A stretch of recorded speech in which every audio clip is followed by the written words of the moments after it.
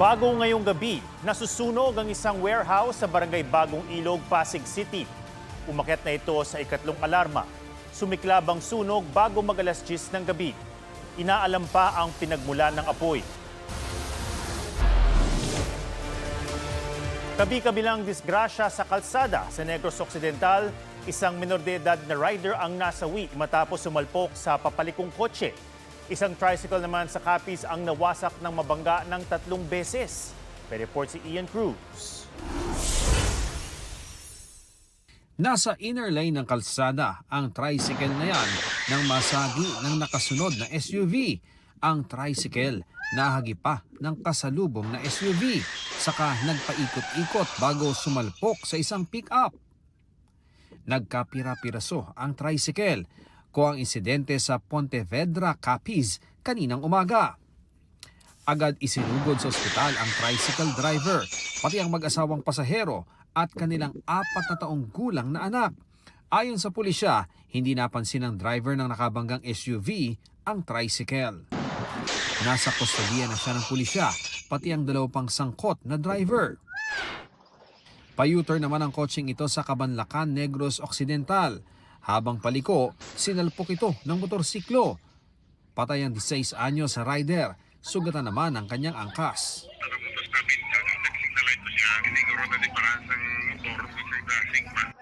Nagkaareglo na ang kaanak ng mga biktima at ang driver ng kotse.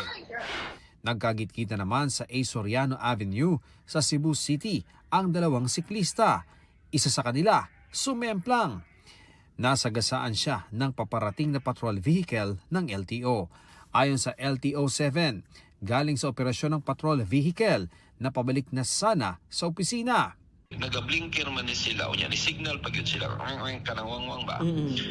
Ang 2 ka bike, wala yun yung proceed gihapon. Kining isa ka rider, nagdali-dali, iyang giubertiktan, kining bike kagauna. Natumba ning bike kagauna, unya pagkatumba gudaan dito man natumba sa atubangan na gyud sa Innova. Di naman makita na. Blind spot naman. Nagpapagaling sa ospital ang biktima. Nagkasundo sa police station ang mga sangkot. Sa Cebu City pa rin, nakahinto sa intersection ang 5 motorsiklo ng araruhin ng public utility vehicle. Pumailalim pa sa sasakyan ang isang rider. Sa investigasyon ng Traffic Enforcement Unit, iginiit ng PUV driver na pumalya ang kanyang brake. Bagamat nagkaayos na ang mga sangkot, irerekomenda ng mga otoridad sa LTO na kansilahin o bawiin ang lisensya ng PUV driver. Ian Cruz, GMA News. Isa na lang sa 4 na tumalon sa rumaragasang ilog sa Bulacan ang hinahanap. Ang 2 sa kanila nahanap sa bayan ng Marilao. 15 kilometro ang layo mula sa ilog kung saan sila naligo. May report si Oscar Oida. Tulong-tulong na iniahon ang bangkay ng 17 anyos na si John Norbert na natagpuan sa ilog na sakop ng Barangay Parada, Santa Maria, Bulacan kahapon. Isa si John Norbert sa 4 na pinaghahanap matapos maligo sa rumaragasang ilog nitong Lunes. Sakto naman po yung bangkay na nakita natin. Meron din pong suot talaga na bracelet na itim na mayroon po sa covers. So yun po, na-confirm naman po nung magulang na anak po nila yung bangkay. Allegedly, gustong maligo or tatawid daw po sa ilog. Kaya kanya lang po, malakas na po yung current. Kaya tinangay na din po itong si John Norbert. Sinusubukan pa namin makuha ng pahayag ang mga magulang ni John Norbert. Kaninang umaga, 2 pang bangkay ang natagpuan sa ilog na bahagi ng barangay Nagbalon sa bayan ng Marilao, Bulacan. May 15 kilometrong layo yan mula sa lugar kung saan huling nakita ang mga binatilyo sa bayan ng San Jose del Monte. Ituro sa kanila daw ng mangingisda na merong nakalutang doon. Kaya nakuha nila. Bloated na siya. Kinilala ang 2 biktima na sina Ron Jean Justin Alceso, 13 anyos at taga San Jose del Monte, at Ryzen Carl de los Reyes, 13 anyos na mula naman sa Caloocan City. Ayoko makita yung kalagayan niya. Lalo yung nakita ko yung palatandaan na gusto kong expect. Kasi kanina hindi ko pa siya kiniklaim na akin. Ayoko pa kasi nag-hope pa ako. Naligtas pa siya. Lalo na may isa pang bata na hindi nakikita. Sa salaysay ng ina ni Ron Jean Justin, sinundo ng kaklase ang anak. Hindi namin akalain na doon sila pupunta sa ilog. Oo na, yun nga na bakit nga wala nagsabi na tumaas ang level ng tubig, na wala man lang nagsaway. Dapat may nagbantay po doon. Tanghali pa lang ng Agis nagpapaikot na tayo ng mga tanod at nakamonitor ako dyan. Mahaba lang kasi masyado yung aming area, no? Nasa mga 2 to 3 kilometer yung ilog namin, nasa kup hindi naman lahat hindi naman kaya lahat bantayan ng mga tanod at all time. Nagpaabot ng pakikiramay ang lokal na pamahalaan ng San Jose del Monte. May paalala rin ang mga kinaukulan sa publiko.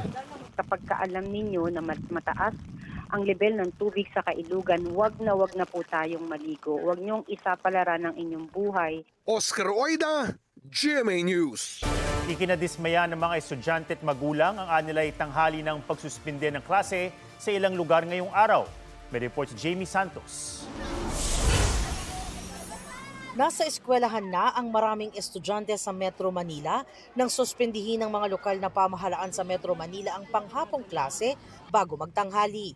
Umuulan pa nang pinauwi ang mga estudyante. Nakakapagod din po kasi pag pumasok ng umaga, tas isususpend din po nila ng hapon. Sana po nagsuspend na po sila ng maaga para hindi na rin po kami naabala. Kasi may gawain rin naman po sa bahay kung papauwiin din po. Gumastos po kami ng pamasahe po.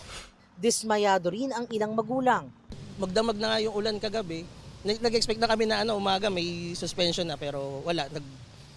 Hindi nagsuspend. Baka magkasakit yung mga bata kasi hindi maambon, maulan. Dapat maga sila nagsuspend kasi nag-uulan na, dapat din nila pinapasok yung mga bata. Si San Juan Mayor Francis Zamora, ang Metro Manila Council President, humingi ng pangunawa. Hindi pa naman daw kasi umuulan noong umaga. Ang katotohanan po niya, napakahirap po talaga mag-desisyon pagdating po sa mga suspensions because one, we also just rely on forecast. At hindi naman po lahat ng forecast ay tama din. Dagdag sa ikinababahala ng mga magulang ang epekto ng sunod-sunod na suspension sa klase. Baka na atrasado na yung mga lessons nila. Medyo nagiging putol-putol po kasi po yung learning hindi po kami natututo. Kahit po nagbibigay pa po sila ng mga work. Malungkot po kasi po hindi po kami makakapag-aral. Tsaka lagi na lang po walang pasok. Sa mga pagkakataon namang nasalanta ng husto ang mga paaralan ng mga kalamidad, sabi ni DepEd Secretary Sani Angara, may tinatapos na silang panuntunan para malinaw kung kailan sususpindihin at manunumbalik ang klase. Actually for finalization na yun halos planchado na yun, i-approve na lang ni Presidente yun. We're trying to introduce some more localized para tulad ng ginagawa sa Pasig, hindi lang si Mayor nagsususpend. Tinatanong niya yung mga eskwelahan kung kailangan bang mag-suspend dun sa area nila. So, mas granular siya, mas localized yung suspension. Jamie Santos, GMA News. Sa judicial affidavit na eksklusibong nakuha ng GMA News, idinitalye ni dating DPWH Secretary Manuel Bonoan kung paanong nabuo ang bilyong-bilyong pisong Senate Leadership Fund. Iginit naman ng Malacanang na hindi alam ni Pangulong Marcos ang tungkol sa Senate Leadership Fund. May report si Joseph Moro. Nang tumestigo sa Sandigan Bayan kahapon, inihayag ni dating Department of Public Works and Highway Secretary Manuel Bonoan na nagkaroon ng bilyong-bilyong pisong alokasyon para sa mga senador noong 19th Congress. Yan ang leadership fund na layon daw na mapondohan ng mga priority infrastructure projects ng mga senador. Sa judicial affidavit ni Bonoan na eksklusibong nakuha ng GMA News, isinaad ni Bonoan na isinumbong niya kay Pangulong Marcos na natatapyasan ng budget para sa mga proyekto ng DPWH dahil sa insertions ng mga mambabatas. Ikinaalarma raw ito ng Pangulo at iniutos na tiyaking equitable o makatarungan ng paglalaan ng pondo sa lahat ng rehiyon. Kasunod nito nabuo ang Senate Leadership Fund.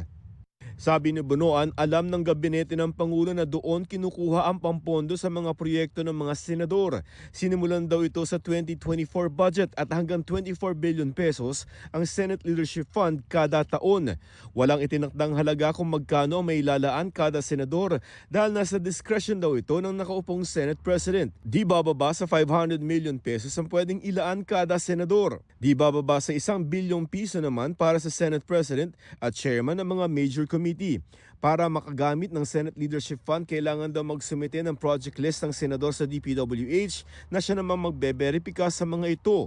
Sa 2024 budget, 13.29 billion pesos na Senate Leadership Fund ang inavail ng Senado batay sa records ng DPWH. Ang kausap daw noon ni Bonoan ay sinoy Senate President Juan Miguel Zubiri. Sa 2025 budget, nasa 21 billion pesos ang inavail ng Senado. Sinoy Senate President Francis Chis Escudero naman ang nakausap ni Bonoan. Nauna nang iginiit ni Zubiri na ni minsan ay hindi raw siya nag-request o humawak ng anumang listahan ng project request ng mga senador. Sinusubukan pa ng GMA News na kunin ang panig ni Escudero. Para sa mga kongresista naman, sinabi ni Bonoan na hindi bababa sa 500 million pesos ang alokasyon kada distrito. 120 million pesos naman ang inilaan sa mga proyekto ng mga party list representatives noong 2023 at 2024 na itinasa 150 million pesos noong 2025. Sabi ni Bonoan, bumuo sila ng formula kung paano hahatiin ng pondo sa mga kongresista at ikinonsulta daw ito kay nooy House Speaker Martin Romualdez at House Appropriations Committee Chair Saldi Co at iba pa. Tinanggap naman daw ng liderato ng Kamara ang formula at sinimulang ipinatupad noong 2023. Ginamit din daw ito sa taong 2024 at 2025. Hinihingan pa namin ng reaksyon sina Romualdez at Co. Ayon kay dating DPWH Secretary Manuel Bonoan sa kanyang judicial affidavit, hindi raw naging matagumpay ang Senate Leadership Fund at mas lalong dumami pa raw ang tapyas sa budget ng DPWH para sa taong 2024 at 2025. Tunayan, tumaas pa raw sa lampas 1 trillion pesos ang budget ng DPWH para sa taong 2025 dahil sa mga congressional initiatives o mga proyektong wala naman sa mga proyekto ng DPWH. Ayon sa mapagkakatiwalaang source ng GMA News, may listahan si Bonoan ng mga pangalan ng mga kumuha ng Leadership Fund at mga nasa likod ng insertions. Ayon kay Senador Ping Lacson, wala ng Leadership Fund sa 2026 budget. Tiniyak naman ng Malacanang na wala ring Leadership Fund sa 2027 budget. No Leadership Fund under 2027 budget. Kung nangyari po ito sa panahon noon, hindi po ito mangyayari sa ngayon.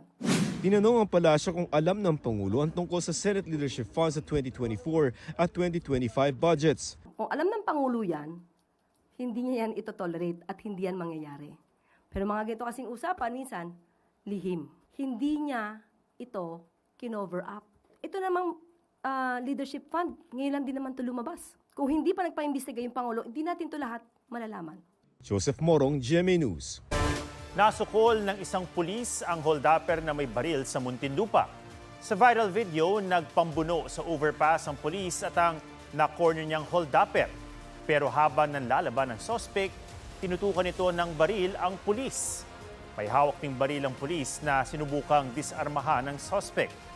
Nabaril ng service firearm ng pulis ang holdupper na ngayon ay nagpapagaling sa ospital. Sasampa ng patong-patong na reklamo ang holdupper.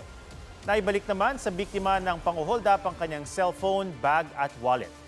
Dahil sa mabilis na pagresponde, pinarangalan ng Muntinlupa City Hall ang pulis sa video na si Police Staff Sergeant Lloyd Francisco. Pati ang dalawa pang pulis na kasama niyang rumesponde.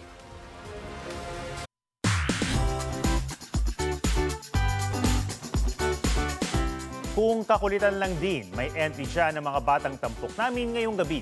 Ang kanilang mga paandar, nagpakaba at nagpaantig ng damdamin ng kani-kanilang magulang. Pusuan na yan sa report ni Von Aquino. Aligaga ang bata. Busy sa kusina. Kumuha ng chips at saka nag-grate ng cheese. Great job pa dahil pati kalat, nilinis. Hanggang sa... Bakit? Ang bait naman! Babati na kayo ni Mami mo. Babati na kayo. Say sorry to Mami.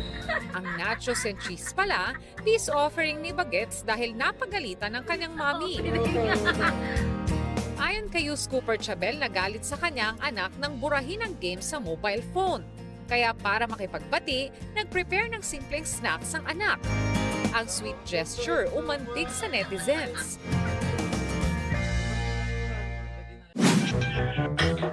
May isa pang makulit na bulilit. Biglang naglaho saglit.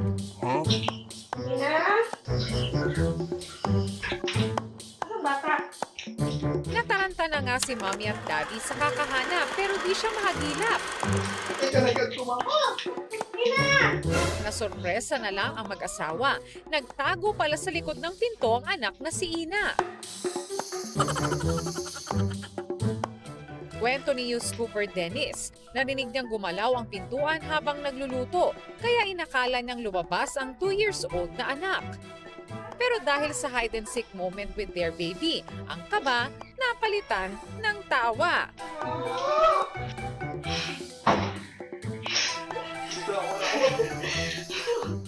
Bon Aquino, GMA News.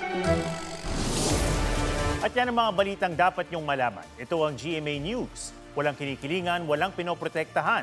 Noon at ngayon, serbisyong totoo. Ako po si Ato Maraulio at ito ang State of the Nation.